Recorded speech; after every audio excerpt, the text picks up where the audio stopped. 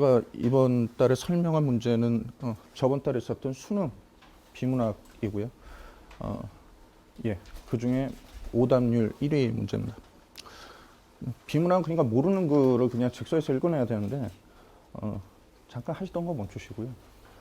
제일 힘들었던 글이 도대체 어떻게 생겨먹은 글인가 그냥 같이 한번 좀 보셨으면 좋겠어요. 예. 전체를 다 읽지는 않겠고요. 문항에 필요한 부분만 좀 간단히 설명하겠습니다. 고등학교 3학년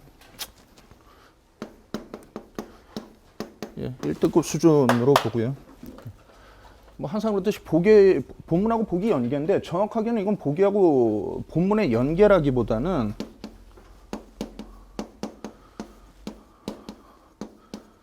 본문과 보기의 비교에 가깝습니다. 이거요. 근데 뭐 어떻게 됐던 간에 글을 이해해야 된다라는 거는 변함이 없어요.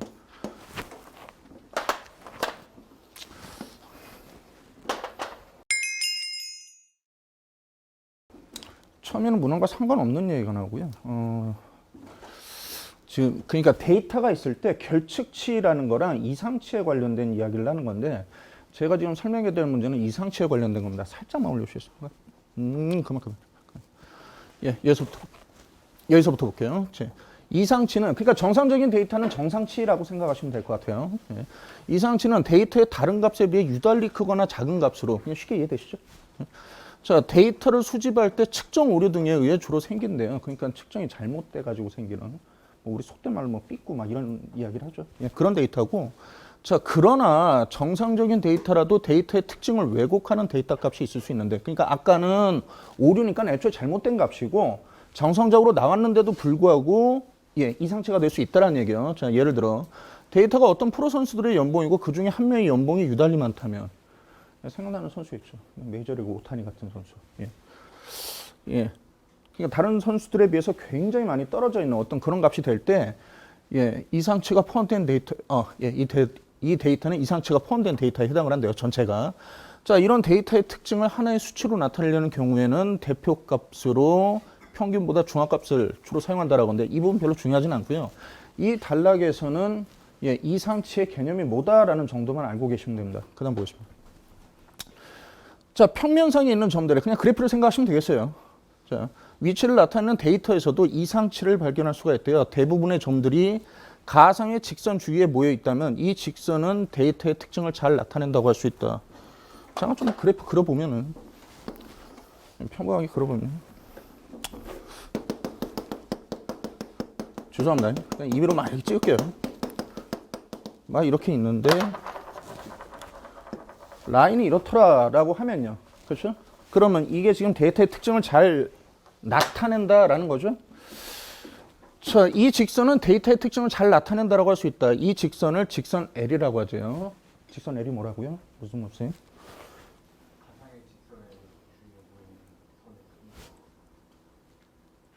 보통 학생이 제가 이렇게 대답을 하면은 안 좋은 소리 합니다.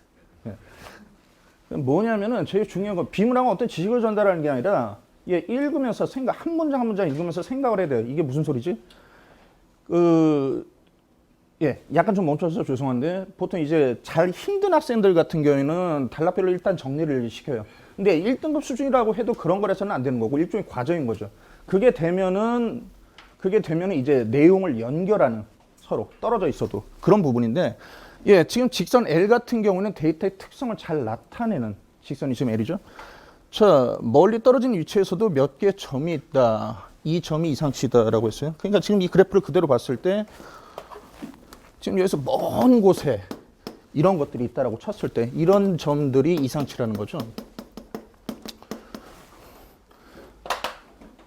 이해가 되었습니까? 자, 그 다음 조금만 올려주시겠습니까? 자, 이상치를 포함하는 데이터에서 직선 L을 찾는다라고 하자라고요. 그러니까 지금 이 그래프에서 이 라인이 지금 빠진 상태라고 좀 보시고 생각을 해주시면 되겠어요. 이때 사용하는 기법의 하나인 A 기법은 두 점을 무작위로 골라서 정상치 집합으로 가정을 한대요. 여기 있는 점들 중에서 두 점을 임의로 골라가지고 그냥 직선을 쫙 긋는 겁니다. 그리고 그거를 정상치다라고 생각을 하고 이 두 점을 지나는 후보 직선을 그어서 나머지 점들과 후보 직선 사이의 거리를 구한대요. 그러면 일부러 이상치로 좀 할게요. 두 점을, 그러니까 이 점하고 이 점을 임의로 집었다라고 쳐요. 그러면 이 라인을 쫙 그는 거죠. 그러고 나서 이제 나머지 점들하고 이 사이의 거리를 보는 겁니다. 자, 그렇게 되고. 자, 이 거리가 허용 범위 이내의 점들을, 이 거리가 허용 범위 이내인 점들을 정상치 집합에 추가를 한대요. 물론 허용 범위는 사전에 정해져 있을 겁니다. 예. 거기 포함되는 것만 지금 들어가는 거고, 그 다음에 정상치 집합의 점의 개수가 미리 정해둔 기준, 즉 문턱값보다 많으면, 그러니까 아까 허용 범위라는 것이라든가 문턱값이라든가 이런 거는 이미 정해져 있는 겁니다. 예, 그거보다 많으면 후보 직선을 최종 후보군에 넣는다. 반대로 점의 개수가 문턱값보다 적으면 후보 직선을 버린다라고 했습니다. 예, 보시면 아시겠지만은 지금 이 직선이 있고요. 그렇죠? 그러면 여기서 이 두 점으로 해볼게요. 이렇게 해보면은 딱 봐도 지금 점들이 이렇게 뭉쳐져 있는 곳에 어느 직선에 훨씬 더 가까운지는 직관적으로 보이실 겁니다.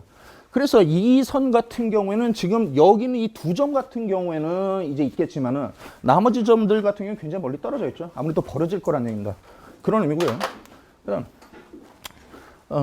만약 처음에 고른 점이 이상치이면 대부분의 점들은 해당 후보 직선과의 거리가 너무 멀어 이 직선은 최종 후보군에서 제외되는 것이다. 방금 말씀드린 부분이에요. 자, 이 과정을 반복하여 최종 후보군을 정하고 최종 후보군에 포함된 직선 중에서 정상치 집합의 데이터 개수가 최대인 직선을 직선 L로 선택한다라고 합니다.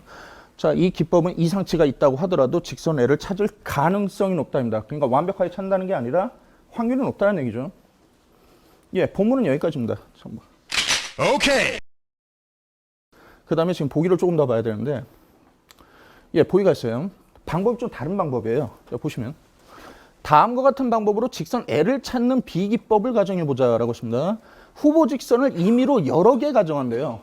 여기서 우리는 무슨 생각을 해야 되냐면 아까 본문에 있었던 방법은 뭐였죠? 예, 이러시면 안 되는 겁니다. 예, 이게 바로 그러니까 푸는 학생 입장에서는 지금 시간과 다투는 상황이에요. 그렇죠? 근데 지금 이거를 읽었을 때 다른 방법이다. 직선 임의로 여러 개 가정한 뒤에라고 했는데 그럼 아까 A는 뭐였지? 이러고 왔다 갔다 하는 순간 또 이제 가는 겁니다. 아까 뭐였어요? 임의의 두 점을 선택해서 라인을 그는다라고 했죠. 그렇죠? 예. 직선을 임의로 여러 개 가정한 뒤에 모든 점에서 얘는 직선을 여러 개를 하는 거예요. 하고 나서 모든 점에서 후보 직선들과의 거리를 구하여 점들과 가장 가까운 직선을 선택을 한답니다. 자, 그러나 이렇게 찾은 직선은 직선 L로 적합한 직선이 아니래요. 이상치를 포함해서 찾다 보니 대부분 최적의 직선과 이상치 사이에 위치한 직선을 선택하게 된대요. 여기서 또 조심해야 될 거는 대부분이에요. 그러니까 대부분은 아니지만은 가끔 정말 우연히 최저의 직선하고 겹칠 때도 있고, 예, 이상치에 겹칠 때도 있다는 얘기입니다. 아주 적겠지만, 예, 거기까지가 이 내용이고요. 자, 그럼 이제 좀 들어가 보겠습니다.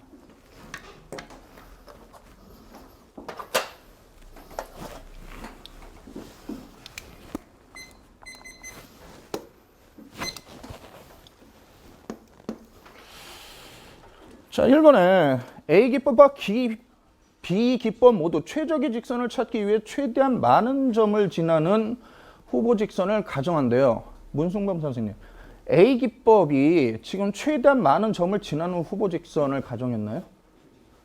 예, 그냥 임의의 두 점이었습니다. A도 그렇고요. B도 그냥 임의의 여러 직선이라고 했어요. 둘 다 뭐예요? 임의입니다.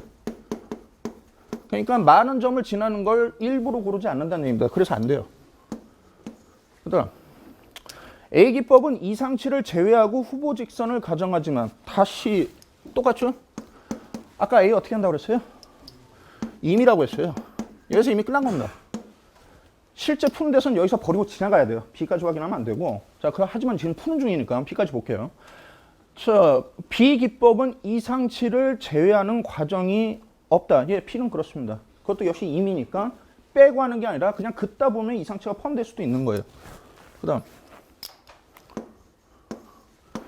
3번에 A기법은 최종적으로 선택한 직선은 이상치를 지나지 않지만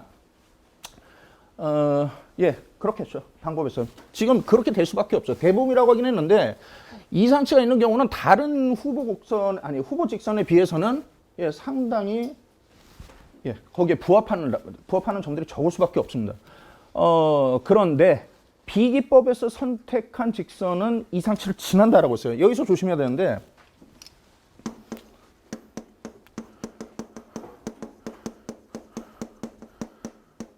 답은 아니에요. 이상치를 지난다라는 건 무슨 표현이죠? 어떠한 경우에도 이상치를 지난다는 얘기입니다. 다시 좀 올려주시겠어요? 아니, 지금 보면은 지금 대부분의 최적의 직선과 이상치 사이에 위치한 직선을 선택해야 된다. 이건 이상치를 지날 수도 있다라는 얘기예요. 그러면 여기 언급이 어떻게 돼야 돼요? 이상치를 지날 수도 있다라고 언급해야지 이상치를 지난다라고 하면 모든 경우가 이상치를 지난다는 얘기입니다. 그래서 안 됩니다. 그 다음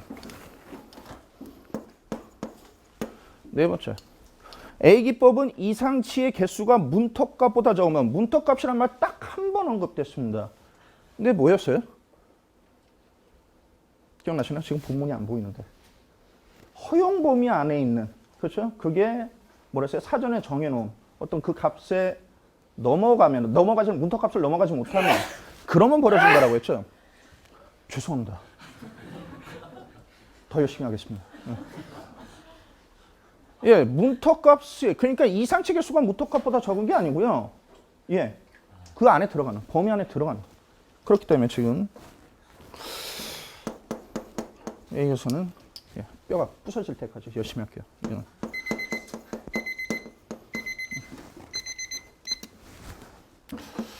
예, 이상치 개수, 이게 지금 해당하지 않습니다. 그 다음에 다섯 번째.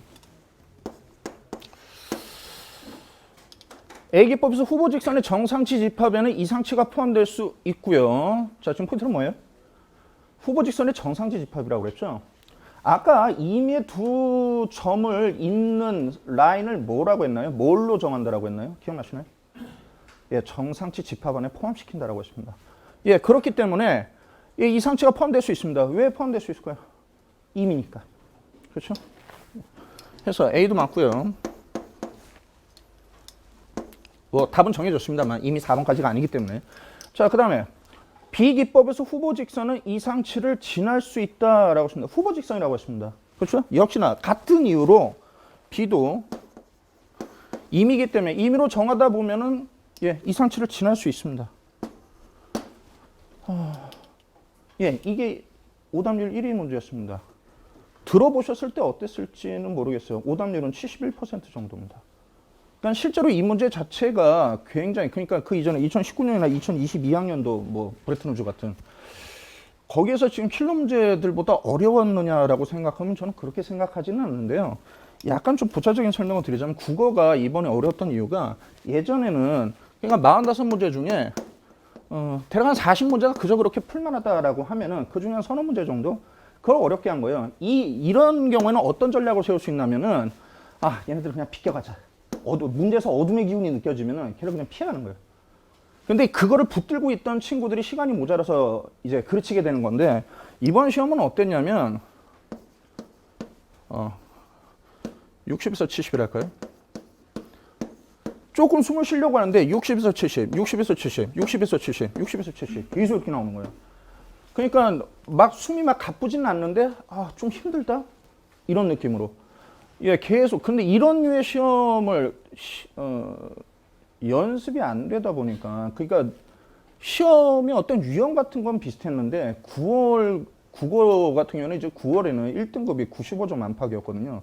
그러니까 정부의 발표도 있었고 해서 쉽게 나오지 않을까 했는데 예, 뭐 어쨌든 결론적으로는 학생들이 굉장히 실망할 만한 예, 많은 학생들 사이에서 그렇게 결과론적으로 그렇게 돼가지고 좀 안타까운 게 됐고요. 그 다음에 비문학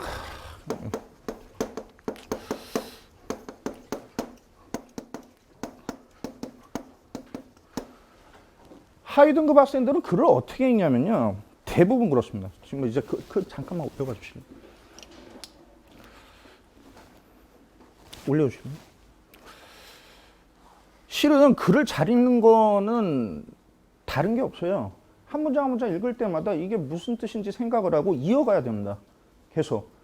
근데 들을 땐 되게 간단하잖아요. 근데 애들이 그게 안 돼요. 어떻게 읽냐면은 데이터를 처리할 때 데이터의 정확성은 매우 중요하다. 그런데 데이터의 결측지와 이상치가 포함되면 데이터의 특징을 제대로 나타내기 어렵다. 뜻을 생각하지 않고 일부가 머리에 남아있을 수 있잖아요. 머리에. 그 파편만 가지고 그냥 문제로 가는 겁니다. 그냥 그게 안 나올 때마다 이제 이게 시전되는 거죠. 이게 시험지면 예, 한 문제, 두 문제 정도라도 이게 시전되는 순간 시험은 끝났다고 보시면 됩니다.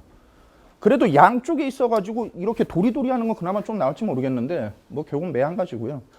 그러면 이런 상황을 없애려면 어떻게 되느냐? 예, 이 읽는 연습을 정확하게 시켜야 되는 거예요. 거기에서 이제 학생을 설득해야 되는 게 연습이 안 된 친구들은 굉장히 오래 걸리잖아요. 그냥 내가 이렇게 해가지고 언제 푸느냐는 거죠. 이제 제가 그때 애들한테 하는 이야기가 예를 들어서 1학년이라고 할때요. 네가 지금 이걸 지문하려 하는데 1시간이 걸리는데 2년 후에도 똑같이 열심히 했는데 1시간이 걸린다. 그러면은 네 염색체 수를 좀 봐야 된다고. 네가 사람이 아닐 가능성이 높다. 예. 농담을 하는 게 아니라 예, 하면 된다는 건데 그저 아이들은 그냥 많이 풀면 된다라고 생각하는 거죠. 그 부분을 근본부터 좀 고쳐주는 게 예, 관건이고요. 또 워낙에 관심 있는 글을 볼 때는 시간 가는 줄 모르고 보잖아요. 근데 참 안타깝게도 대부분의 비문학 글이 일반 학생들한테는 관심이 없는 글입니다. 예, 그거를 얼마나 인내력을 가지고 보느냐. 예, 거기에 달려 있다고 보겠습니다. 출제율은 예. 보기와 본문 연계하는 건 뭐 항상 나오지만 조금 디테일하게 가서 예, 보기 있는 내용을 바탕으로 그렇죠? 아니 보기를 본문에 있는 내용을 바탕으로 해석을 하는 그게 아니라 비교를 하는 거예요. 이건 좀 출제율은 상대적으로 떨어집니다. 이 정도로 보고요.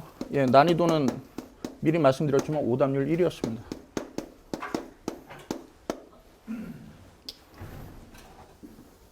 예, 여기까지 하겠습니다.